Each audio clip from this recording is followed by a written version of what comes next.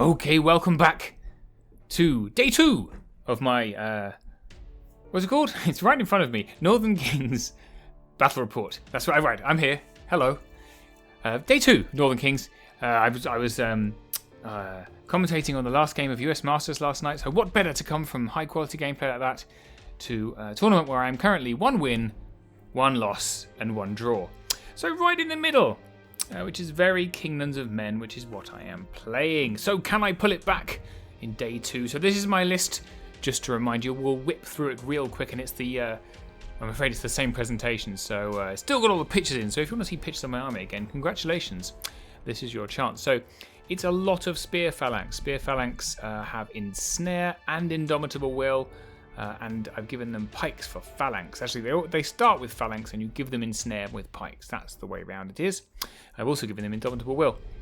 So they're very basic apart from that. They have a lot of attacks, but they don't do very much. And they look like that. There you go. There are bunches of them that just have swords because I did make them without spears. I got bored of painting spears. I have 2 regiments of fanatics. One with Blessing of the Gods and one with Chant of Hate. I would say this is the last tournament where fanatics appear because they don't do very well. So they tend to get shot off very quickly. My list started with 8 regiments of fanatics. We're down to 2, and shortly will be none. But they are berserkers. They're wild charge D3, so they charge up to 13 inches. They have crushing strength 1 and 15 attacks. Defense 3. We have a horde. Oh, here they are. And I made them out of Northern Alliance. So there you go. They've smashed up a market stall there because they're meanies. Then we have some Beast Cavalry. Beast Cavalry are Dracons, but better, especially if you give them all the upgrades, which I have. So, you know, speed 10, 18 attacks, normal 15, 17 nerfs. So I've given them Thunderous Charge to go with their crushing strength and Vicious. And you can give them Indomitable Will as well. I've given them Boots of Striding, so they get that once per game, Pathfinder or Strider. Okay, they look like that. So they're made out of Elf Dracons. And I've given them Basilean bits, so they're more Basilean-y. This all goes on a display board, by the way, which I may or may not have remembered to take a picture of. But it was a city they were breaking into or something. We have 3 Ballista. Here they are. Ballistae. These are very good. War engines. They 2 shots, but they are Blast D3. They hit on a 4, Piercing 2. And the normal reload. Jolly good, very cheap, very nice. They tend to either do nothing or do like very, very punchy damage. They very rarely do average, like 1 wound. They tend to do 8 wounds or no wounds. It's just how I roll. We have 2 wizards on Pegasi. I like a wizard on a Pegasus because they can score if they don't do anything else. One of them's got Bane Chant for some extra crushing strength and Mind Fog to try and get those lucky waivers or to take off an injured unit. And the Conjurer's Staff to make sure it works. Another one's got Bane Chant and Hex. Hex I find very useful. Particularly against caster-heavy armies or warlocks and stuff like that. They look like that. So obviously only one of those is actually a wizard. And they're rather armoured for wizards, but you know, I quite like them. These kind of started life as heroes on Pegasus, size, and I couldn't find a wizard I liked, so here we are.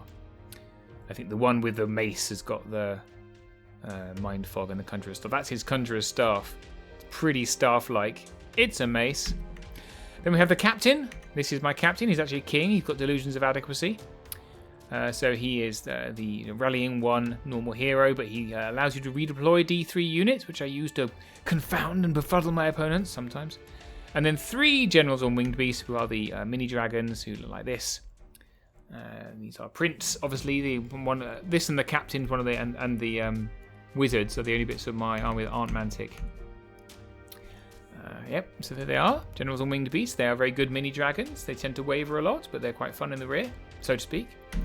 And we're on to game 4. So game 4, after an exciting night. I actually played 5 games on the first day, so I went on to play 2 more games because I love it.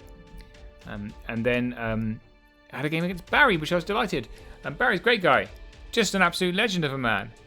He turned up extremely late because his breakfast didn't arrive, or something anyway. And he was kind of flustered a little bit. But I really like him. We had such a lovely game and a great night night 4 actually. Really good guy. Enjoy Barry's company very much.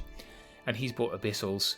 So these are his Abyss. So he has a regiment and a horde of lower Abyssals. The horde's got the 2-handed weapons, which drops their defense to 3 but gives them crushing strength 1. So no one's killing that because even strength 4, regen 5 plus and fury, so annoying. He's got a special regiment called the Oathbreakers. And these are, I think these are lower abyssals, but they've got melee 3. They're rallying 1 for infantry only, so they rally those lower abyssals up to 21, 23. And a dash 17 nerve, which is jolly good. And you can only have one of them, thank God. We've got a Trooper Gargoyles, just the one Trooper Gargoyles. Pretty good chaff. Only out best chaffed in the game by, of course, Phantoms now. Horde of Molochs. He's given them the Despoiler Champion upgrade, which is 20 points to give them, I want to say brutal and something vicious. No, they were probably, I no idea. Anyway, it upgrades them a little bit. And they are very punchy. I'm not a fan of Molochs. So just, I don't know why my battle report's so full of innuendo today, but I'm not a fan of Molochs. I don't like the defense 4. I just think they, even high nerve, I think there's a lot of points for defense 4. That's how I feel about them. I don't know. They just seem to never quite deliver. Whereas I do like Abyssal Horsemen, who are just great. He's got 2 regiments of those. They are naked. But I think they're the best cavalry in the game. I've said that about 15,000 times, but Crush 1 means they're not like Thunder 2 cavalry. 18 attacks rather than 16. Still melee 3, defense 5, and they have fury, and they have regen 5+. Just fab. The only downside is the 14, 16 nerve, so you really need to look after them. He's got a Cronius, who's great. He's a big giant, very cool model. And it comes with Cloak of Death, Crush 3 Strider, and Temporal Ruptures, which I think is something to do with... It's a life leechy ability. It doesn't really come into this game very much. I can't remember. I'll look it up at some point. He has 2 Abyssal Champions who are very, very annoying. So one has got the wings and the Edge Periscope, EJ Periscope, which allows it to see over other units to a charge or to cast. And wings means it's speed 10, those 5 attacks, melee 3, defense 5. Very, very good. Defense 5? Surely if it's got... Oh no, because they're not the wings of Honeymaid. They're just plain old wings. Still 45 points though. It means they're very, very good. Unusual to see this kind of thing. I think normally you'd have like a Seductress with Gnome Glass Shield, wouldn't you? Rather than Abyssal Champion anyway. But yeah, because these are already defense 5 is unnecessary, isn't it? There you go. Well, I'm just talking myself through the list now. Good. And the other one's just got Lightning Bolt. And it's an Inspiring Source, I guess. There's an Ifrit. Ifrits, I hate them. Fireball 15, I hate them because defense 3 and 4. Fireball 15 against defense 3 and 4 is terrifying. Zazuzu, the Betrayer, who's like another mini dragon, but very mini. He's got 5 attacks, but he's got Bane Chant and Lightning. Well, he's not actually a mini dragon at all. That's Basusu. Zazuzu. Zazuzu is the caster one. So he's 12-14, Inspiring Caster. And he's got something called Betrayal. Yes, Betrayal allows him to take extra dice in exchange for wounds on gargoyles, maybe? Anyway, he uses it on gargoyles, so I hope it's on gargoyles. And then the Manifestation of Baal, who is a mini dragon. He's got Lightning Bolt 7 though, and he's just got all of the rules. Brutal, Crush 2, Fly, Fury, Inspiring, Nimble, Regen 5+, Stealthy and Vicious from melee. And here's a special ability that we don't use in this game, so let's not bother talking about it. So it's quite elite. It's 13 units, 23 unit strength. Off we crack. This is our battlefield. We are playing Invade, so get more unit strength than your opponent over the center line. Nice and simple after an evening of debauchery. So these are hills, height 3. There's another one here, height 3. We have pillars, which I looked at and assumed height 9. They're actually height 6. It doesn't come into this game, but it does come into the next game. So these are actually height 6. Forests are height 6 as well. There's one here. Just the one? Just the one forest? Oh, there's no... I lie. There's no one here. And these are height... I want to say ponds height 0. 0 here. And then we have a height 2 wall and a height 2 wall. There we go. Some great mouse typing there. And we're playing Invade, and I get this. I don't know if he chooses that side or I choose this side. I think I choose this side because I want to funnel him into this triangle. That's what I want to do. And I use my redeploy somewhere. So I start by putting a general down here, and then I put a general down here. And he starts deploying over here. Alright, so I'm like, Corey. So I deploy these guys here. And he obligingly starts to put all his stuff behind the woods and this hill, leaving this space open, which is great. So I do put a regiment down here, I think, which I then redeploy at the end over to here. And then everything else I just kind of deploy. I deploy Wizard. You know, I deploy little things first till all of his good stuff's down, because I've got many, many more drops than him.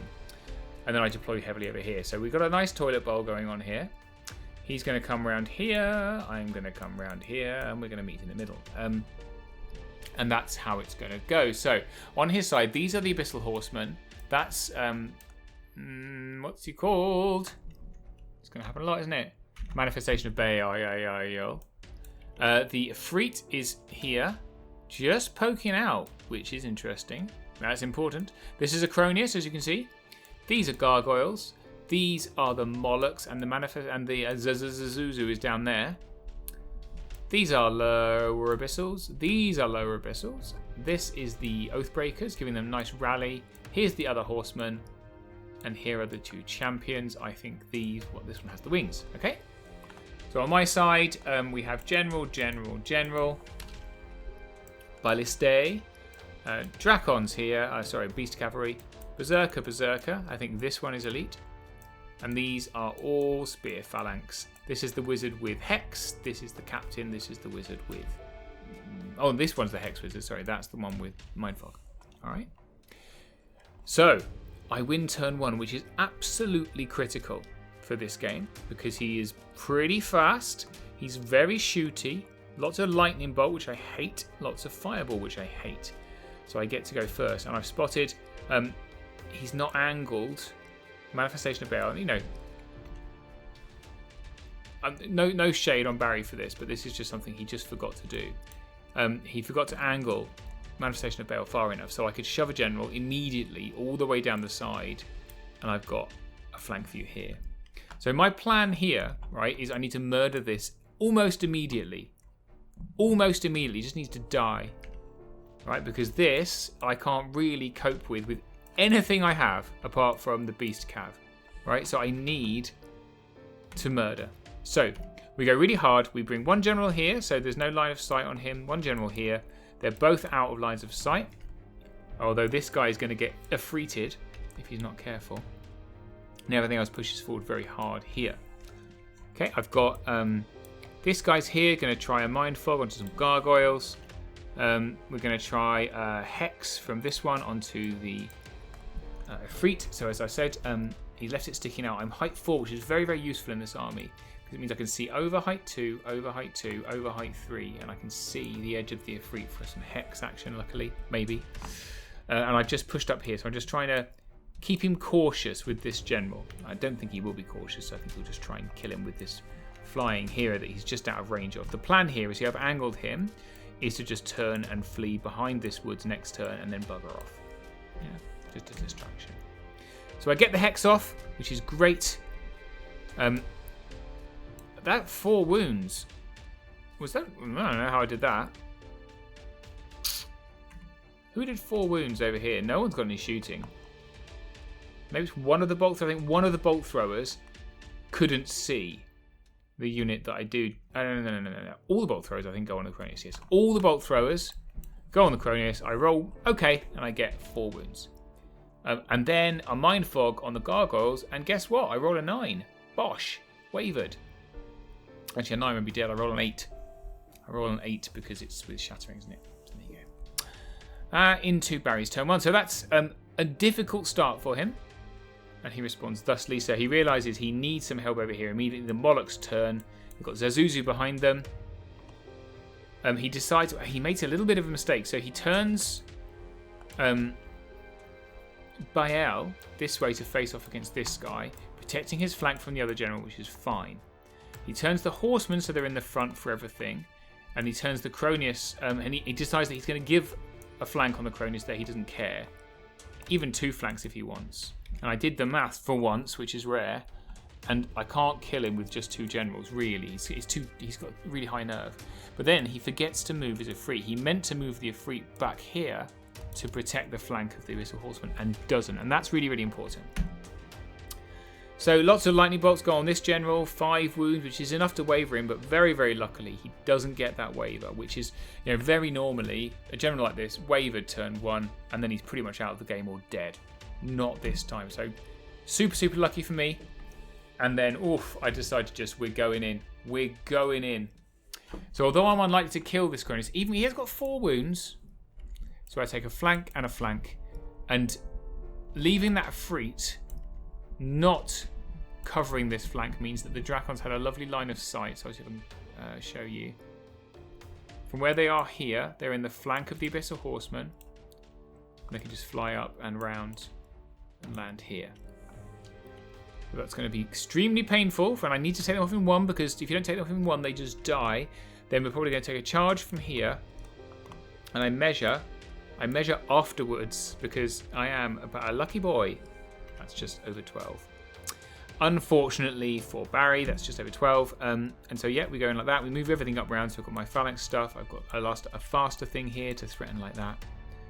Going to have some hex action going on to Zuzuzuzu. And everything else is just coming around because this is all unit strength. I want to survive for the next 4 turns. In we go. And the other general, as planned. So on his turn, I didn't say what he did. So he brought all his stuff forward and he brought the flying guy right on the hill to be extremely threatening.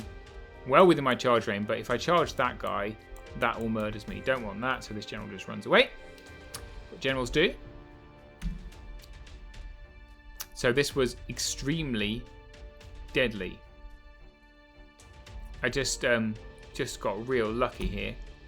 So all the bolt throwers just rolled incredibly.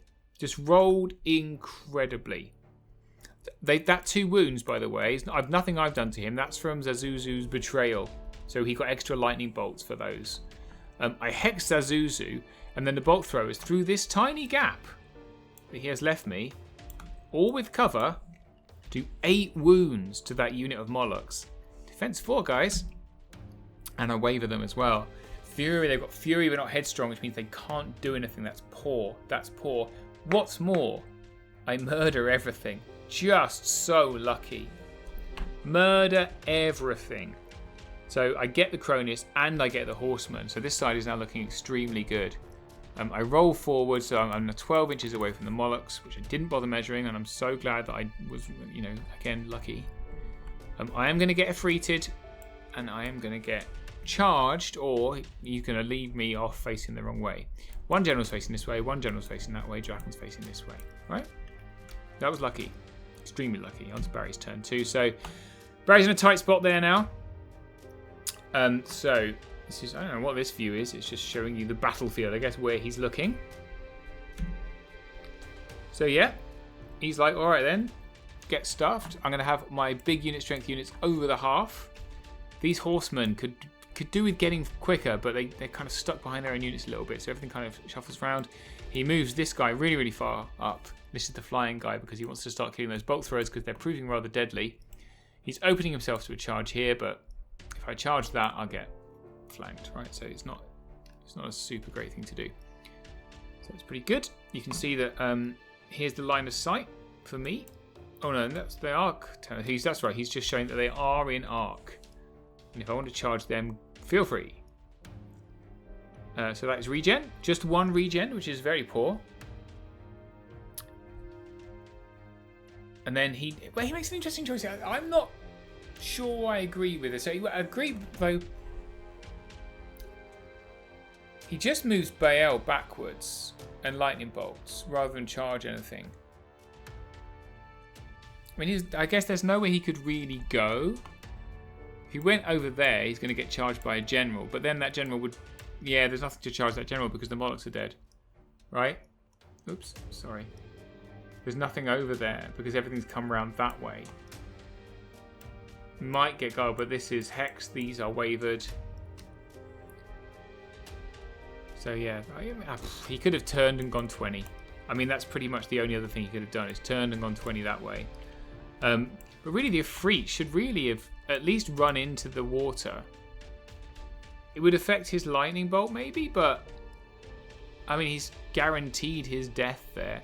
At least if he's over here, I have to charge away from his stuff to get it. I don't know. Maybe it's just me. Maybe I'm wrong. And then he fireballs a huge amount of damage onto this general. So 5 up to 9. Oh, not huge, it's 4. Some more lightning bolts from the other champion that's on the hill, all the way on the other side of the battlefield onto this wizard for 2 damage. And there's some more lightning bolts from somebody, I'm not sure who, another 2 damage, and takes it off. There you go, he rolls the requisite 10 to get rid of it. On to my turn 3, so here we are, off I crack. It's my turn 3, I'm like, alright, have at thee. So what I do is I move, I flow this general all the way over here. So he starts to take out my bolt throwers, which I don't like, because I love my bolt throwers. And so I've moved him over here, he is now bait. He's now bait for this champion to charge him, because he's out of charge here. He's out of charge here. So if he doesn't charge him with this champion, I'm going to start, jumping in the back of his lines again, which he doesn't want. So he's going to leave my bolt throwers alone, hopefully, to charge that. Plus, I've got this as insurance. Oh, he doesn't kill this one, even with 9 wounds. That's very depressing. That's very depressing. Anyway, so these guys are nearly dead. I throw general into the front of them to hopefully take them off. Let's see if that works. And then over on this side, I decide to, just for positioning rather than anything else, go to Murder Town on an retreat. And rarely for me, I check the reforms first. So basically the idea is that this horde that's gone in will then turn kind of 180-ish. We can then turn the Dracons a little bit this way to face off. And the Wizard. The Wizard isn't fighting. He's over here trying to, I think, mind fog the gargoyles a bit more. Did the Captain fight him? No, the Captain's just hanging around. Just chilling. Everything else is up on the hill. We're still trying to hex. These guys are not on the hill, but they're facing that way. These guys are on the hill and they're facing this way, so they are in danger of getting lightning bolted. I re-hex here. I don't waver these guys, so they've got 3 damage from the... so you can see he just decided to just use his lightning bolt and take the hex damage, which is a choice. But they're not wavered this time, which is poop. Why has he got 1 damage, guys? Why? Oh, I think I bolt throw him. I can't bolt throw anything else. There's no point. I can bolt throw other things. I can bolt throw all this, but it all regens. So it's just no point. So I go for the Abyssal Champion, who also regens, but he's smaller and got a lower nerve. And then... That's Barry. By this point, Barry's getting very depressed. Because I didn't kill his Molochs. I didn't waver them again. They got Fury. So I guess that is not a sarcastic thumb. That's a genuine thumb. Hurrah! Murder time. 2 points onto Baal. Oh, that's right. I don't turn them that way. I turn them that way. So this is so the Ifrit dies, and I turn the Dracons around because Baal is a threat. He needs to die. I expect this general to die, and then I can Dracon Baal. All right. Turn 3 for Baz. So more advancing over here. He does take my bait here. He has to engage in my general, which is fine. Counter charge here. Gargoyles just still hang around. Counter charge here. I mean, Baal could. So they can't. We don't have withdraw in the UK. Good. That's just showing it's his turn 3. Again, I think I already showed you that. Never mind. So that's some lightning bolt into that wizard who is proving extremely pesky with his old... what's it called? Mind fog. On his old mind fog. I don't know what that creaky noise was, by the way. It's the door. Not anything more suspicious. So we just wave my mind fog guy. Like a little view of his book there. And that's some damage onto that regiment. That's what you get for sitting on a hill on defense 3. Yeah, and Molochs do what Molochs do. They are good when they eventually do get in. So they've regened 2 wounds and they murdered a general. Well, good for you. And Baal murders another general, so I am now 2 generals down. Boo! And he turns to us. He just saw if he could sidestep, move out the way. There was nothing he could really do. He's going to get Dracons. So here we go. 1 point there from his champion onto my general, which is, a bit of a slap fight. And off we crack into some lovely stocks there. Cracking into turn 4. So here we are. So although he is fighting back and he's starting to kill my stuff, I still feel like I'm in a better position. I've taken out a very dangerous unit. These Molochs will most likely die this turn. But critically, I've just got all my spear phalanx undamaged. And it's turn 4. There's just a huge amount of unit strength. 10 unit strength right there. And he's going to probably... This horde's going to just not die. These guys might not die. How many unit strength is that? Should we count together? That's nice, isn't it? 4, 3, 3, and 3. That's 3, 6, 9. 13 unit strength right there. Okay, that's total for him. These guys are probably going to die. These guys are probably going to die. I've got 3. I mean, I've just got loads. That's 10 on its own. These guys might die. I've got 3 on the Dracons there, and I've got a wizard. Where's the other wizard? Did it die? I think my Hex Wizard died. I don't know how. Possibly didn't take a picture of it, but I think you might have lightning bolted it off at some point. It's a bit sad, isn't it? Okay. Yeah, so off we crack into my turn 4. So I look at this, I think Molochs need to die, but more critically I need to just get stuff out of the way of all these scary things into his side of the board. And so we take this unit, turns and comes in first, and then aligns like this, and this unit turns like that and comes in like that, right? So it's a double charge on the Molochs just to really make sure, because they are kings and men, you do need to double everything to make sure they die. Dracon's going to Baal at the back there, and everything else just positions itself. I've got my Monarch here, giving out his rally aura to everything. And then, so annoyingly, I don't countercharge because then I'm going to get killed by these things. Just back up 5 and go on, then do it again. Do me your 1 wound again, little guy. It's rude, isn't it? Wow. Yeah. So that is 6 wounds onto Baal. He's got a big nerve. I think he's 17, 19, something like that. Is he 6? No, he can't be 17. He must be something like a 16, 18 or something like that, because I rolled a 10 and then an 11. That's my nerve dice just boasting to you about how well I've rolled. Yeah, so I take off Baal in a single turn. At this point, Barry is very resigned to victory. He's just like, go on then, do it to me, finish me, show me how to play. And I was like, I'm really sorry. I'm really sorry.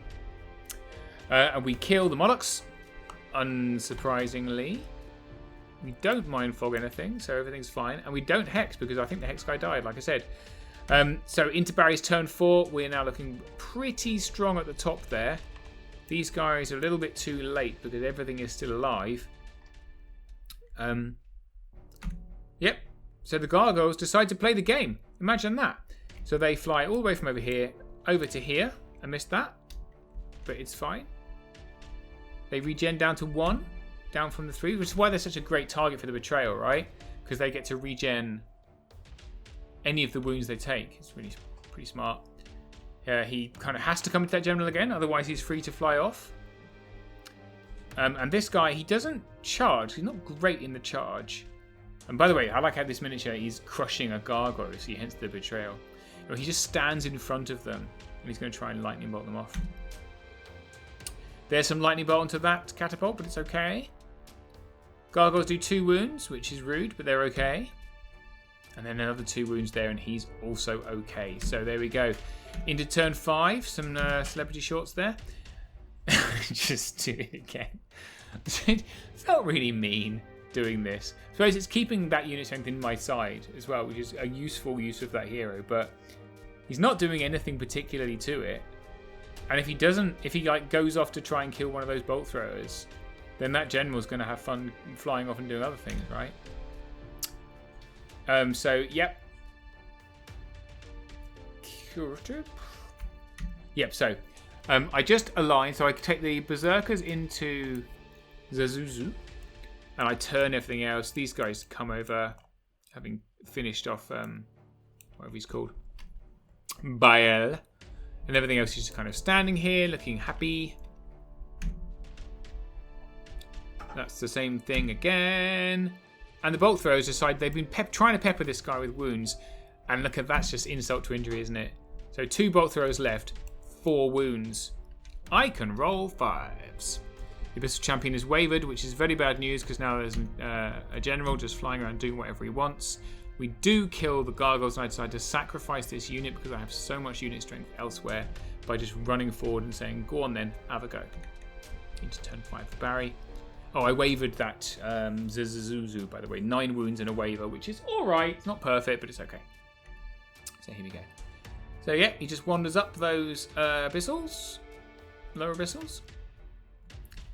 He moves the other lower abyssals down just slightly, pushing him into my half, and he sends the horseman into my fanatics, who should make short work of them. He does, of course, have fury, and so countercharges, regens 3 of his wounds. It doesn't do any wounds to me, though. And then the Abyssal Horde charges into a bolt thrower because it's just within charge range, which is great. He does do a wound. There you go. Well done, chap. We're proud of you. Yeah. Little fanatic-shaped pieces all over the floor. Little bits of bolt thrower everywhere as well, so that's nice. And then he backs them up. He doesn't back them up. He just stands there because he can't back them up. Turn 6 for me. I don't really have to do anything, but I choose to. And I'm not sure. I know why. I look at it and I think, I've got enough unit strength. I'm going to go for some kill points. So this unit is close enough.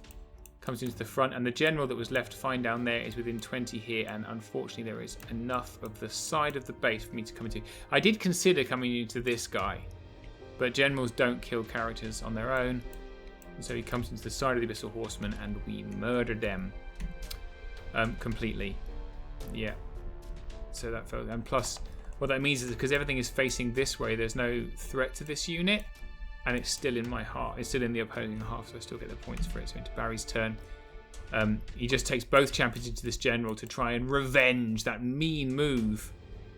This guy no longer wavered, obviously. How dare you! Try and kill my general. Everything else just stays where it is. Oh, I did murder the warlock, by the way. Whatever he's called, Zazuzu. I just overrun that way. So yep. That's how it looks. More celebrity groin there. Oh, just below the groin. That's sad. 5 wounds in general. Doesn't manage to take him off. The other bolt thrower does die to the Abyssal. So both bolt throwers, they've done their work. Boy, have they done their work this game. Wow. And then to make it worse, poor Barry. He rolled for a turn 7, so we cracked into turn 7. And I didn't do anything in my turn. I think I countercharged one of the champions. Didn't kill it. And then he charged my general with absolutely everything he could and finally killed it. Injury and insult avenged, but it was a pretty shattering victory for the Kingdoms of Men. So poor Barry, I think so those unlucky first turns that he had, and my very lucky first turn, some subtle positioning errors right at the beginning, meant that I could really zoom over and just very heavily control the battlefield. So he asked me to apologise in the battle report for what he called his poor play, but I don't think it was that poor. I think he recovered as best he could. It was just an unfortunate start, and I rolled like an absolute boss. So too hard on himself, and really a fantastic guy.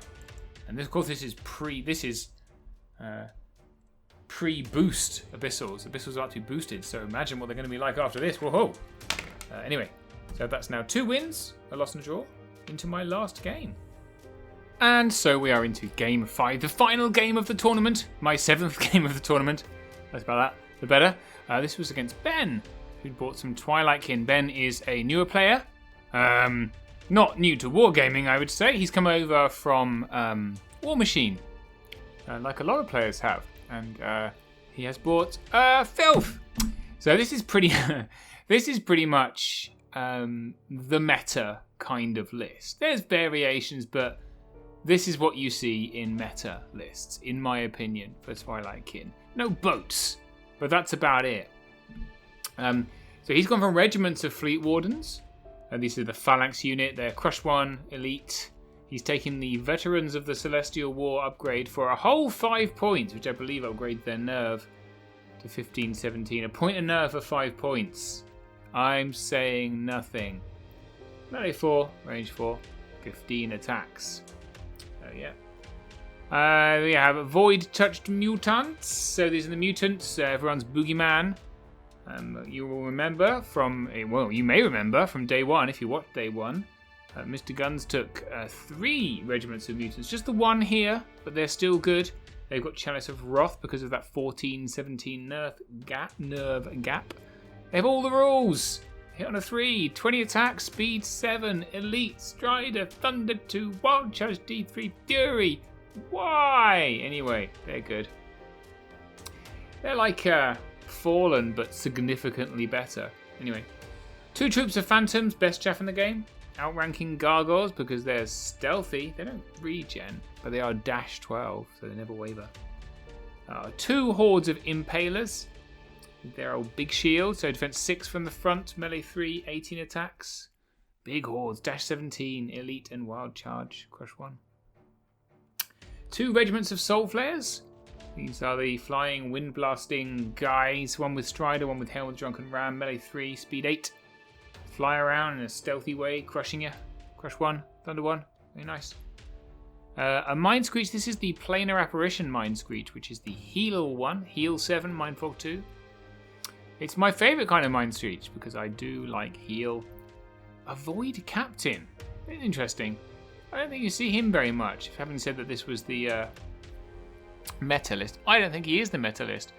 But he's Rally 1 for Corsairs, so those Fleet Wardens are now 16-18, which is just gross. So that's pretty good. That's the Reaver of the Middle Sea, giving him 7 attacks, and he's got Gnome Glass Shield, making him defense 6 for 1 turn. Crush 1, Elite, all the Elf rules, basically. We've got 2 Summoner Crones, and they seem to come in this flavour. We'll just take them like this now. So you get 1 with Weakness 4, and 1 with Wind Blast, increased by the Zephyr Crown up to 8. It's damaging Wind Blast 8 and damaging Weakness 4, and then Lethiel, who has damaging Wind Blast 7, which is really gross. And really, this is the secret. It doesn't really matter what else you take in the Twilight Kin list.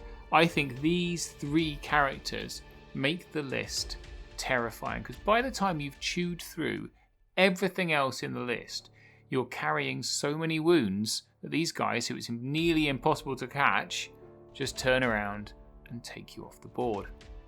And lastly, he's got a Soul Bane on Nightmare. This is a mounted large cavalry hero. Speed 8, 6 attacks. And we've got Dread. Dread is the main thing for this. There's a lot of points to pay for Dread. Healing Brew. Yeah. But, you know, you get Dread. So 15 units, 23 unit strength. We're playing Pillage. Pillage with 7 tokens, I want to say. And of course, I cannot see where the 7th token is. Is it 6 tokens? It might be 6 tokens. Let's just skip forward. Yep, we're playing with 6 tokens. So we have got height 6 blocking, height 6 blocking. And this is the game where this becomes important, because I looked at that and thought definitely 9 or possibly infinite. That's not infinite, that's 8. That's infinite. Another height 1, height 6 over here. We have 2 height 2 walls. We have 2 height 6 forests, height 3 hill, height 3 hill, right? And as you can see, we have pretty much deployed against each other. So I can't remember what I did with redeploy. I definitely did something. However, on my side of the board, I've got Fanatics down there, and then I've got Spear Phalanx, Spear Phalanx, Spear Phalanx, Spear Phalanx, and then the Elite Fanatics here. I've got a general down there, and a general down there. Right, that's just normal for my deployment. That's the wizard with Hex. That's the wizard with Mind Fog. 3 ballista, like yay, because he put down. These are mutants. Do I have any shots of his army? I do. Brilliant. So these are one of his Impaler hordes. I looked at that and thought, great. I would like to shoot you with my bolt throwers all game. That is a Soul Flare. No, it's not. That is a Phantom. That is a Soul Flare. Actual Soul Flare models. That's Phantom models. Not Phantom models. Those are actually, I think, they're GW models. These are Corsairs. These are Corsairs. This is the Corsair Hero, I think. This one is Lethiel, I want to say. This one is the Wind Blast Crone. That's the Planar Apparition. It's quite hard, isn't it, to know what's like. Now, this one is definitely the Soul Bane, because he'd come off the base. And he was just like, I can't be bothered to put him on the base. That's the Soul Bane. I'm like, alright, fine. This is Mutants. This is the Phantoms. These are the other Soul Flares. I think this one is the one with... What do they have? Can anyone remember? It was like 10 seconds ago we looked at it. Boots of Striding. These are the Striding ones. I think these are the Drunken Ram ones. And then these are the other Impalers. So yeah. So I've deployed against that. Essentially, I looked at this board and I thought, I have fast flying stuff. If I can keep out of your way, I can jump one of these guys or a general onto one of these tokens. This general is going to come down. These guys are going to shoot impalers. We're going to just sit our phalanx stuff off against his phalanx stuff, and he's going to just whiff against that for a few turns. While I redeployed these guys from here. So this is my beast cavalry over here because I want to just try and murder this as quickly as possible and swing around. So I put everything I could here. Pretty murdery side here. We've got 2 generals and a beast cav and a fanatics, and then 2 ensnare units. So I win first turn, which is great. Do I win first turn, or does he give me first turn? He might give me first turn. In any case. I forgot to not have a drink because I'm recording. So I push forward like yay. So this general comes to here. He is out of the charge arc of these impalers. The mutants can't see him. And nothing can see him. He's just in a nice, nasty, threatening place. We like that. Another general here, and everything, as you can see, is pushed forward. So I've come into the woods with my beast cavalry. He described this as pretty terrifying, which I think is a massive victory. Everything else is pushed forward, and I've got my casters onto the hill to try and mind fog something and try to hex Lethal, who is here with her stealth aura, which I hate. Yep, and that guy comes up, and I came onto the hill, and this is where it's important because I looked at this and thought, great, line of sight is like this, can't see me. Line of sight for the soul flares is going to be like that, but of course I am height 5. This is height 3, which makes me height 8. This is height 6. They can absolutely see me right here. So, massive success there for me. We get a hex off on the planar apparition, which is jolly exciting. And we get a couple of points of damage onto the impalers, which is a great first turn. That is showing you that it's his turn. And off he cracks. So, yep, he moves up like this. These guys can definitely see me to windblast me. I can't charge this character, which is not... Oh, I think that is Lethal. Guys, I just don't know. I don't think it's important. He moves up like yay, so everyone's kind of nice and threatening. He's turned this guy minorly, I think. And he's been very cautious here. So the Soul Bane is backed up and faced this way in case I try to jump here. I can't jump here because there's a hitty character here. He's got his Soul Flares in the back protecting against any jump overs. He's got a wall protecting the impalers, and he's put his phantoms in front of his mutants to protect them. So pretty great movement there. And then he decides to heal anyway with the planar apparition, and he does 4 heal successes. Takes 8 wounds, which is pretty much what you want someone who's hexed to do. So that planar apparition is now on 8 wounds, and he heals all 4 of the damage from the impalers. That is a damaging weakness. You can see they're weakened onto my beast cav with a wound to go with it. That is a wind blast against them, but I have put the captain behind them to stop them being blasted back. But they do take 3 wounds, which is a lot when you're a 13-15. And that's the wind blast that I didn't think about because I thought the pillar was wrong. Blew him off the hill and took a damage. So there you go. Into my turn 2. So this is how the board looks at turn 2. So he's got a good defensive posture, I would say. He's covered all his angles, which is what good players do. When you're faced with this many flyers. So this guy is a danger, but I can't come over here unless I go 20 over here and, come over here somewhere, which is going to charge in the rear by that character, which is not great. This guy can't get anywhere, right? So, nice defensive maneuvering. I like it. So we decide to just pile on the pressure. So I decide not to engage, not to take any of the very obvious traps here, and I give him plenty of frontages. So I've positioned everything so that these phantoms cannot go 20 pretty much anywhere without being charged. Like if they land here, they get charged by this. They land here, they get charged by this, right? So I'm just protecting myself from any jump overs. I've offered him plenty of charges for them, but obviously I don't want to take those because those suck. The only one I haven't offered is this general. We can probably charge this one. I might be out of charge arc though. and everything else is out. So offering 2 ensnaring units to charge. And on the right hand side, I've just pushed forward very, very hard because I've said, do you know what? If you want to charge hindered into my phalanx horde, go for it.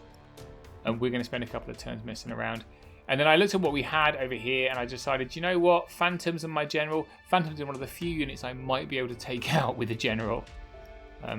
You know, it might take a couple of turns, but I'm going to go for it. Because particularly he had positioned these soul flayers so they couldn't see when I went in. So I went in with the general into the phantoms, hoping I can kill them in some, you know, chance, faint chance, and then I can turn in, but we'll see. As it is, it distracts all this away from this, right, which is great. So yeah, that is a hex onto Lethiel. And then I do 4 wounds from the bolt throws on the planar apparition, which is superb on even on, I think, on 5s or 6s. Did you have cover? Let's have a look. I think, depending on what height a planar apparition is, it's just cover. Are they stealthy? I can't remember. Is it important? Probably not. It might not be important, but we're going to go back and see anyway because, you know... Whoa, whoa, whoa, whoa! Forwards! There we go. Mind Screech is stealthy, so I was on 6s, cover and stealthy, and I managed to still do 4 wounds, which is absolutely boss. Well done, bolt throwers. 12 wounds on them, and we take him up really hard, so that's great. X is great, and then we roll him off because 13-15 nerve needed a 3, so that's great. Planar apparition gone, no more healing. That's great. Into his turn 2. Oh, that was I did 3 wounds there, which is normal general rubbishness. But there you go. Just a distraction. So he looks at this and says, "Do you know what? You can have the child. I don't care. I'm just going in." He positions Lethiel, who is hexed like this, which is a very nice positioning because what it does, it means that the Impalers could come in unhindered, just ensnared. Fleet Wardens obviously hindered and ensnared. And these ones hindered and snared into here. He's got his loads of characters at the back just kind of waiting to smash me. He's turned his soul flares over here. So they're going to finish off what the phantoms can or can't do. And on this side, he decides to just be patient. So he just kind of positions a little bit with things and just leaves everything where it is. And just weaknesses my beast cav again. Thanks. 4 wounds from the phantoms onto my general. 4 wounds from those hindered and snared fleet wardens, which is pretty great. 15 attacks on, what is it? 6s? Damn! 9 wounds. Slightly less powerful on this side, but still 9 wounds on a horde is a lot. We don't like that. Don't like that at all. Here's what it is. Turn 3. Celebrity Shoe. Into turn 3, so off we crack. This is how we're looking. I'm going to have to engage here now. I've waited, you know, he's kept me off for too long and they're already grinding away here. So this horde will last 1 more turn. Basically, I don't have a lot of choice. This regiment might last a couple of turns. He's going to die. This needs to smash in, right? It just needs to go. This needs to happen. So we do some counter charge. So I got this regiment of fanatics does have a line of sight here to these fleet wardens. It is hindered. So we do the double charge. We double charge them to try and take them off so that we just have Impalers to deal with who will be hindered when they come in again. If I'm not charging them, they will be hindered and ensnared. So on 5, which is good. Counter charge here, obviously. And then we just go in on this side. So, you know, all cracks. So I look at this and I do bad maths. Yay! Not good at maths. Maths is not my strong point. I apologise to the world. I take a general into the soul flares at the back just to kind of keep them off for a turn. I didn't just stay off for a turn. I look at this and I think I've got my beast cavalry. They are on 4s because there's a wall there. I could use the boots of striding to bring it down to 3s. And then I would just be Thunder 1. I mean, sorry, Crush 1 because I lose. I'm weakened, right? So Crush 1, Thunder 1. So I'll be wounding them on 5s. And I have a general who will be hitting them on 3s and 3s. And I do some quick back of the fag packet calculations and think, yeah, I've got a chance. Should we do it together now? You all know you love it when I do maths, right? Live. 18 attacks on on 3s would be 12 hits-ish. And then 5s is going to be 4 wounds, right? The general's going to do 7 attacks on 3s. let's say generous, let's say 5 hits maybe, and then on 3s again, so 3 wounds. So you're actually looking at 7 wounds onto the impalers, which isn't very good, is it? Dash 17, I think. So I need a 10, a rerollable 10. Yeah, not super. My Bane chance is too far away. So yeah, that maths didn't really work out for me. Anyway, and the Horde went into the Phantoms, hindered. I'm hoping to not kill them so that those mutants are stuck. Let's see what happens. That's just a wide shot showing I don't know what, showing me shooting literally nothing. I'm shooting at the impalers again, aren't I? Because that's all I can see. I think I failed to hex this turn. I do kill the Phantoms, and then I do something really stupid, which we look at it, and I say, oh, I can't really do anything from here. Look, he's over there, right? I could sidestep or turn, and he said, and he said, or overrun. And I looked at it and went, yeah, that seems like a good idea. And then I rolled a 6. I mean, I think he was going to die anyway to the charge. But that's a hilariously bad move. Reminiscent of the recent US Masters famous now, giant overrun by Kyle Poole. So when I saw Kyle do his giant overrun, which if you haven't watched the Dash 28 of that game, I'm commentating on it. Great game. He does a silly overrun like 2. So I felt for him because I'm like, oh look, it's me, but like a better player. So over here, we do alright. So 6 wounds onto these guys, and they're okay. Unfortunately, the double charge doesn't really do what I need. So we do, I think, another 4 wounds onto these guys. Maybe it looks like some. I can't really see. Is that an 8? Don't know. But a 10 wounds onto these Fleet Wardens and a Waver. That's alright, but I kind of hope to kill them. Don't make me do the maths again, whether I could or not. I probably not. Who knows? Whatever. Over here, so we do unfortunately kill the Phantoms, which means mutants could do all sorts of unpleasant things to me. And then 4 wounds, which is kind of even with bad maths, right? That's 3 wounds under what I might expect. So that's poor.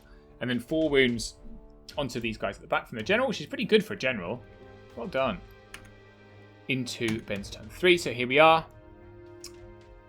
Situation's okay, I want to say, but it's not great. I need to kill more things. Everything's still alive. All the characters critically are just happy as Larry. I've got nothing to jump over and kill them with, which is... Could I have used the captain? Could the captain have snuck around here and started fighting stuff? Maybe. That's something to think about, isn't it? I've still got a regiment of fanatics here at the back. So there's that. And I've got both my wizards alive. So the Soulbane chooses not to engage with the Horde. Why would you? They're ensnaring instead. He does a nice nimble charge around here into the flank of this general who's come off his base. So that's not great. Counter charge here. Mutants into the Horde. And the Impalers, I believe, charge the Beast Cavalry. Over here, these guys back up an inch. And of course, he's then going to use characters to do nasty things. There does appear to be another hex onto the field, so that's pretty exciting. Counter charge here, and a charge here. And a charge here, obviously. Weakness, once again, onto the Beast Cavalry. Weakness into combat is just, guys, it damages into combat. I don't like it. They're another wound, so they're up to 3. 6 wounds from them onto my general, which is pretty boss. 12 attacks on 3s, and then 4s. It's a good roll. 6 wounds. 7 wounds onto my general from there, from the flank from this guy. Hasn't killed him, which is good. 8 wounds. So they've not done great, but they are only crushed 1 Impalers. But hitting on 3s with Elite, they go from, what is it, 4 to 8? No, 3 to 8. Yeah, that's okay. That's pretty good. Maybe. Don't make me do the maths, please. Please do it for me in the comments if you really want to. I mean, I don't care. The mutants kind of flub a little bit, but then they are hitting on 4s. 20 attacks on 4s, 10 down, 10, then 4s again. You might expect 5s, which is slightly over what you might expect. Brutal. Are they brutal? I don't care. 6 wounds on them. And a Waver, but I do have Indomitable Will, so it doesn't matter. These guys really fluff, so only 6 wounds on these Spear Phalanx, who don't have spears, but let's pretend they do. Unfortunately, the Impalers on this side absolutely smash it out of the park, despite being hindered and ensnared, and kill me. From 9 wounds to whatever it was, they just die. That's unfortunate. I am sad in my very, very heart. But they can only back up a little bit. So they back up, and you can see where Lethiel is. They back up a little bit here, which means that these fanatics have a lovely flank for next turn. So there's that. And Impalers in the flank is happy times because they're no longer big shield. Oh, and the general at the back dies. So now he's got a Soul Flare unit with Helm of the Drunken Ram just kind of looking happy in the back of the field. So, onto my turn 4. How is it looking? It's looking a little bit tense in the middle, guys. So I'm really relying on these bolt throwers to actually do some work on Impalers. Oh no, I can't because I take the flank. I take the flank. Guys, I take the flank, which is sensible, really. So I take the flank, and I think I try and bolt throw maybe these at the back. I take these guys off the hill because I don't like the wind blast that's coming around. And I've got a secret plan to take this wizard and fly over here for the end of the game. This wizard to fly over here for the end of the game and win by cheating. It's not really cheating, is it? It's using a character sensibly. We go back in here. Over here, don't really have a choice. So, oh, it's not a horde, it's 2 regiments. I'm so stupid. Of course it is. Counter charge here. Counter charge here. And a front charge here. Largely because I would like to take off the Impalers actually, and he's still crushed 2, but because he was facing this way and he was not charged last turn, it is a flank, and he cannot charge the flank because he can't get in. So I have to take a counter charge because it's not total charge blocking because there is a charge available. So I charge the Soulbane. But it's sad. There was no way I could see to get the Fanatics in. We're just hanging around on this token now, which is bad because they're only defense 3 and there's loads of turns left. Yep, so that's that. And there you go. So we do 9 wounds on these mutants. I don't roll, unfortunately. Or maybe I think maybe I do waver them because they're a 14-17. Right, so I only need a 5 to waver them. I think I roll a 5 or a 6. I don't kill them, which means they have Fury. They are going to murder me. They have Fury because of an item. Which is bad. 2 wounds on that Impaler Soulbane from the General. They don't care. And up to 5. So the Dracons, so the Beast Cavalry, take them from a 4 to a 5, which may be the worst roll of the game. I am still weakened. So now I'm crushed nothing, and that's why. I haven't got any Bane Chanting on this side of the game. I am 18 attacks on 3s, followed by 6s, and I do 1 wound, which is rubbish. But the Soul Flares at the back are dead, so that General is now free to mug stuff. He's on 6 wounds, and what's this? It's a Damaging Weakness caster. Can you guess what happens next, anyway? Let's find out. Turn 4. So, the Impalers are gone. You'll notice the Impalers are gone. Oh, because I shot them off. Holy cow. Did I? No, I killed them. Didn't kill them. I killed them with these Fanatics in the flank. Yay, well done me. But I didn't do any wounds on these guys. I did Hex Lethiel, which is great. But now the Soul Flares are going to come a murder with this regiment because they get an unhindered charge because of the multi-charge. That's not good. And this fight continues. These guys are up to 10 wounds as well. So 10 wounds on both of these Reavers, whatever they're called. Fleet Wardens. Over here, it's still terribly messy. So counter to the wounded unit, counter to the Dracons, front charge for these guys. What's that showing you? Oh, that's showing you this. So this is the fighty character with 7 attacks who's decided to run forwards. Where was he before? Over here, yeah. And he goes, actually, do you know what? I'm coming this way because he sees the threat from the wizard who's down there. Because turn 5 and 6 are approaching. I think maybe he wants to just start taking out these guys. I don't know. So that is a Damaging Wind Blast. So that wizard, but he's okay, thank God. And there it is. And there it is. So that's the weakness. I did slightly tell you what's going to happen already. He was on 6 wounds. Weakness 4 does 3 wounds. So both weakened and wavered. Which happens to generals on 7 wounds. It's just a bit sad, isn't it, really? Because that could have been awesome. Anyway. The other general dies to the Soulbane, finally. And that regiment dies to the mutants. Who decide to say, oh, go on then, just charge me in the flank. Because it doesn't matter anymore. Because your Dracons are dead. So, super bad. And those phalanx die. Super bad. This is a bad turn, guys. This is pain turn. This is a turn of pain. Everything dies. They're dead, Dave. Dave, everything's dead. Do the fanatics live? I don't think they do. It's my turn 5. No, they don't. Of course they don't. So yeah, turn 4, my army just kind of like goes. It's just got the whole army. I just looked at it and went, dude, where's my army? And he's like, oh yeah, that's a good turn. It's more than a good turn, dude. So Soul Flayers have turned this way because they want this token. I've got 2 scoring heroes left. I've got a very fragile regiment of fanatics, and I've got this undamaged regiment of spear phalanx. So off we crack. What do?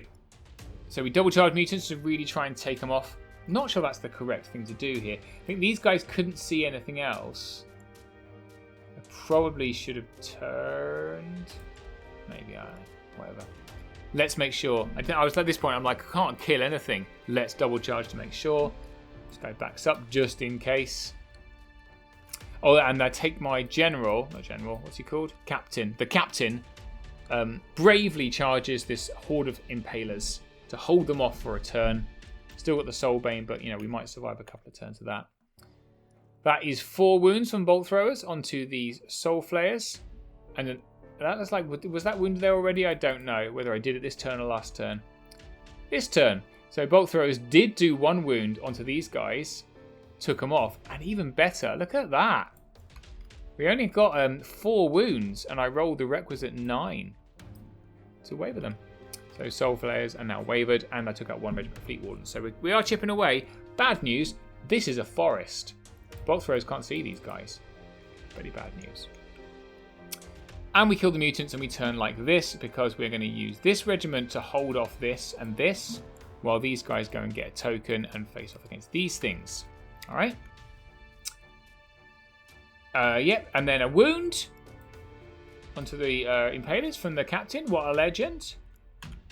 Into Benson 5. So, this is the state of the play. It's not looking super, so I did move these guys super far back. Where's the other one gone? Ah, she's off. She's off. So, sorry, the other thing I didn't say, she went off. The Hex Wizard just went for it, because next turn they're going to come into this one. So that's pretty much guaranteed as long as there's no turn 7. He's ready to come over here, or over here, or over here as needed. I have got Mind Fog, so I'm going to try and Mind Fog off these Fleet Wardens. And I've got some Vicious Soul Fanatics. So it's not dead. My main problem I've got here, Damaging Weakness 4, Damaging Wind Blast 8, Damaging Wind Blast 7, and Fighty character, right? I can't do anything about these characters, and he's got 2 turns to hit me with them. So yeah, Soulbane backs up. He chooses not to engage the Phalanx Horde. The Impalers obviously go back into the captain. This guy runs all the way over here, ready to fight me on turn 6, maybe. Soul Flayers back up into the woods. The Fleet Wardens come forwards, which is interesting because now I can flank you and then die, maybe. Yeah, damaging weakness 4. Kills my general. Very sad. Just feels too weak to go on. Too weak to go on. I'm too weak. Captain takes 3 wounds from Impalers and is okay. What a legend. Into turn 6, I've kind of got a chance, guys. Kind of got a chance. So, here's my chance. Which way is his Soulbane facing? Soulbane is facing this way. So, these guys can turn and go here onto this token to capture it. These guys can kill these Impalers. As long as I back up a 3, I think I can get this token. I can Mind Fog them off. I think I'm going to shoot these guys and Mind Fog them. Flying my guy up somewhere, and we take 1 token here. So, in response, if I kill them and kill them, that token is out. And there's, that's all his unit strength. His unit strength's over there. He's got 2 unit strength. In which case I win. So, we have a chance. Let's go. So, yeah, the wizard flies over here, claims this token. Hurrah. Token for me. this guy flies up and takes this token in the middle, this wizard. We murder the fleet wardens here, and we shoot off the soul flayers. Right? So it's going very well. I've backed up. I'm within 3. I've missed something. I'll tell you what it is in a minute. I move up here, grab this token, and the captain comes in here for this to hold these guys off. Okay, so currently, turn 6, beginning of turn 6, I'm winning. So yeah, that's what's happening down there. So I've got this one. So I moved him so far forward because I was afraid of Wind Blast. However, Lethiel also has Enthrall, which I'd forgotten about. So, screw Lethiel. Celebrity Shoe! So, yep, here we are, turn 6. Bottom of turn 6, what happens? You can see the tape measure. He's hovering the tape measure there. Can we see? I didn't actually get to see him measure this. I just believed him because I'm so nice. But that looks like... which one are the inches? 1, 2, 3, 4, 5, 6, 7, 8, 9, 10, 11, 12, 13, 14, 15. Yeah. He's within 15 inches. I didn't see him roll the wild charge either. I wasn't really paying attention because I was so kind of stressed by the whole thing. Anyway, the Soulbane is in charge range of my fanatics, it turns out. And he murders them, which frankly is rude. So murder goes on there. That's not very nice, is it? The captain also dies. Murder there. And Enthrall from Lethiel, very clever, pulls me out of range of this one. Rude. And there's turn 7. So what that meant was I had 1 and I had 2. Right, so I had 2 and he had 1. So it's 2-1 to me in turn 6 and I win the game. Well done. I felt supremely proud of this, given how hard it is to play Twilight Kin and given how good a player he is. I thought that was pretty boss. But then it was a turn 7. And I was like, oh, and look how many seconds are on my clock. 41 seconds as compared to 11 minutes for him. So all I could do in my 41 seconds was turn to face.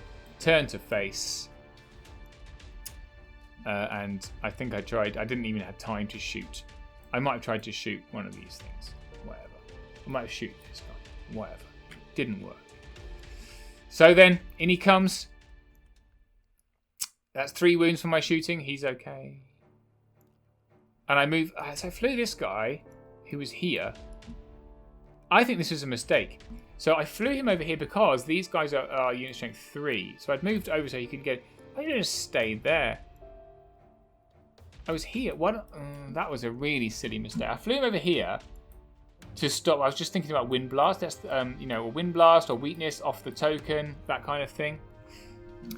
Realistically, I should have flown him over here. So he would have to have Wind Blasted me or enthralled me. Just flown him directly onto the token and you see how many Wind Blast or enthralls he could get off. Didn't think about that. But that's what happens sometimes. Because then if he didn't die, I still would have won. But I flew him over here. Like that. So that if the Impalers came in, they would have to overrun too far to get over the top.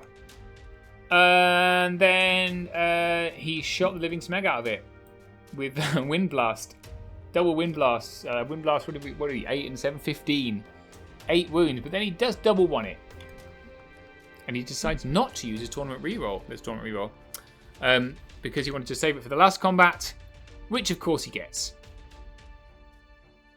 He smashes it and overruns, gaining him a token. That's the end. He doesn't kill my wizard on the other side, but of course his Soulbane's got a token here. So in the end, it is it's 2-1 to Ben. Very well played, very well deserved. If I'd have thought about it and moved this guy over here, I might have survived. And it would have been, of course, then a 2-2. And it would have been a draw. Which would have been equally disappointing. But, I won on turn 6, guys. So, Kings and Men against Twilight Kin. I think that's pretty good. So, yeah, good game. Really enjoyed it. Very fun. Yeah, let's have a look at some armies. So first, if you will forgive me a small amount of self-indulgence. This is obviously not at the tournament. This is in my garage. You can see me painting mantic trees in the background there. A little bit of self-indulgence by looking at my army display board. Sorry. which is kind of the whole point of making this army, was to create this kind of display. But in the end, I've been working so hard on Clash Terrain, I haven't really had the time to make it quite as great as I wanted, but I'm still pretty proud with how it came out. Some people were kind enough to tell me that they liked it too, and that they like my army, which is very, very nice of them. So this is my display board. This is actually just, I didn't get to build the town that I wanted, but the whole idea was to have all these units be like breaking through this wall. I did want to build little battlements to put on top of it.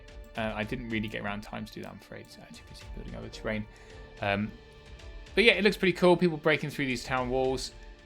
So this is my Beast Cavalry unit, and I built this extra bit so you can see that the bit of wall at the back is actually part of a whole house they've knocked down, which I think is very cool. I like that. And these fanatics they're so mean. They've knocked over a market stall. Yeah, it's pretty nice. It looks really nice. The banners look pretty good. It did originally have a dragon in it, this army. And the dragon comes back. You'll be pleased for my next tournament report. And I've called it Kingdoms of Meh, because they are meh. Because I've ended up, what did I get?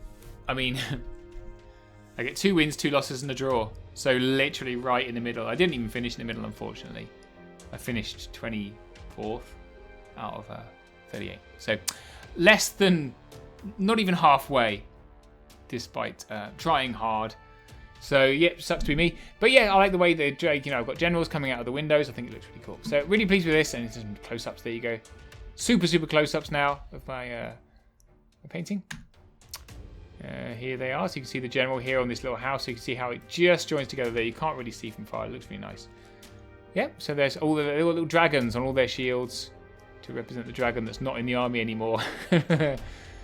Yeah, there we go. There's some more of that. Kingdoms of Meh. And that's the whole army. I was pretty proud with how it came out. I liked it very much. On some more. So this is Florian Maunders, who, of course, murdered me in the first game. Game 1 with these awful Sylvan Kin. Yeah, so very nice. I mean, all nice and pinks and very, very cool. Plus they're Mantic Elves and they still look really nice, which I think is pretty great. This is a super ogre army that I really like. It's just so nicely painted, beautifully done bases, kind of icy themed bases. I don't know whose it is because they didn't put their name on it, but I really like it. So whoever you are, well done. Isn't this just a fantastic? I want to say Varangur or Northern Alliance, but just what a superbly beautiful army that is. Just the hobby standard of this event just so high. This is, I want to say James's army? Superb elf player, but dude, paint some new miniatures. You've been using these ones since 1990. This is a lovely background. This might even be Andy Hawley's army, who of course has a blog about it. I believe it is. He had a terrible tournament. He rolled horrifically all the way through the whole thing, and felt very sad about it. I still think his army looks great though. Look at those regiments. I think he's done a fantastic job. He's really struggled with these Mantic Rats, but he's knocked it out of the park. I think they've gone from strength to strength. This one is the army you've just seen. So beautiful army, Ben's army, very, very nice. As he put the there's the Soulbane. There he is. Look, that's what he should look like. Yeah, game-winning swine with your wild charge. What have we got here? This is definitely a Basilean list, I want to say. I don't know whose it is. I'm afraid I can't see. But it's very cool. I love those. I do like those miniatures. I know they're GW Stormcast Space Marines, whatever they are, but I think they're just very cool, those wings, aren't they? And a great job on that Phoenix as well. A really nice army. This one I don't recognise, but it's got the same Drakon models as me, but with actual elves. So I'm going to say it's elves. Mixture of Mantic stuff and GW stuff here. Yep, nice elf army. This one is definitely an Alistair Vowles army because it's all printed. He prints an army and then paints it in about 12 seconds, and they're always beautiful. And this was his Undead army, which I think is very cool. Nice to have a printer, huh? Now this one, so a large display board with water effects, you might say. It is, of course, Andy Marshall.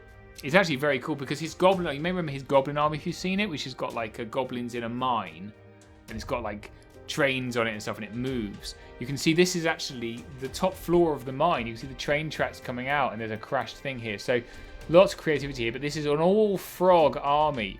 This was the army I played in Game 3. You will probably recognize it from our draw. But what a beautiful display board. And as usual, Andy won the Player's Choice Award for Best Army. So well done him for another beautiful effort. Well-deserved reward for all his effort he puts into his magnificent display. I keep meaning to send him messages to say, please give me tips about how to make display boards, because I'm not doing it. I'm not winning. This I don't recognize. I can't remember whose it is, but it is a very cool salamander army with 2 phoenixes. Rude. I loved this. So this is my favorite army. It was my favorite army of the whole event. It's a goblin army made of gnomes, garden gnomes. I don't know where the hell they've come from, but damn, they're cool.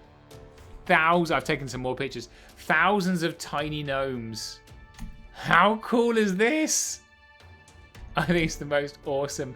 It's got gnomes on chariots being pulled by rabbits. No ball games. And they're playing ball games. Naughty gnomes. And then mincer mobs. Oh, is that it? Yeah. Love this army. It's got my vibe. I just think it's so clever. Very sweet. James, I think his name was. Can't remember his surname. I believe this is Ed Herzig's gorgeous Sylvan Kin army. So many centaurs. What a brave guy to paint this many centaurs.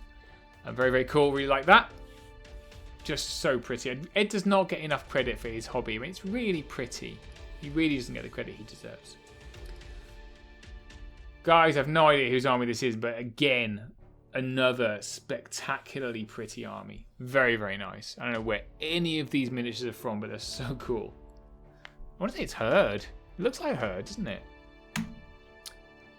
This, guys, is, it says Scaleris. Oh, Scaleris. That rings a bell. I've heard that name before. It's Kingdoms of Men. It's another Kingdoms of Men army. I know that, but I can't remember whose it is. Is it Dave Musgrave?